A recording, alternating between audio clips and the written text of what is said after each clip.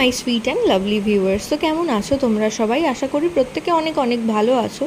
তো গর্ভাবস্থায় কি তোমার সবসময় মনে হচ্ছে মাংস জাতীয় জিনিস খাই, কিংবা কখনো মনে হচ্ছে একটু টক টক কিছু হলে ভালো হতো, কিংবা কখনো আবার তোমার মনে হচ্ছে যে একটু ঝাল খাবার খেলে কেমন হয়?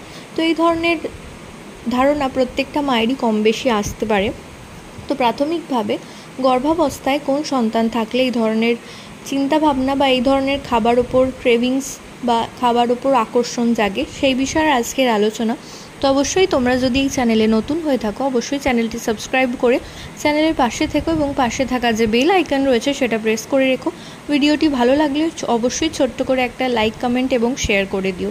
তো প্রাথমিকভাবে যখন একটা মায়ের প্রেগনেন্সি পিরিয়ডের মধ্যে দিয়ে চলে সেই মা, তো তার মধ্যে ফুড ক্রেভিংস দেখা যায় এবং মনে করা হয় ওল্ড ওয়াইফ টেলস অনুযায়ী যে কোনো মা যদি থ্রু আউট প্রেগনেন্সিতে তার খুব প্রচুর পরিমাণে প্রোটিন জাতীয় খাবার অর্থাৎ চিজ এবং মাংস, এছাড়াও সল্টি জিনিস, নোনতা খাবার, এছাড়াও টক জাতীয় খাবার, তেঁতুল, ফুচকা এই ধরনের খাবার, কিংবা ঝাল ঝাল কিছু খেতে ইচ্ছা করে, তো সেই ক্ষেত্রে মনে করা হয় যে গর্ভের আগত সন্তানটি অবশ্যই একটি ছোট্ট ফুটফুটে পুত্র সন্তান আসতে চলেছে।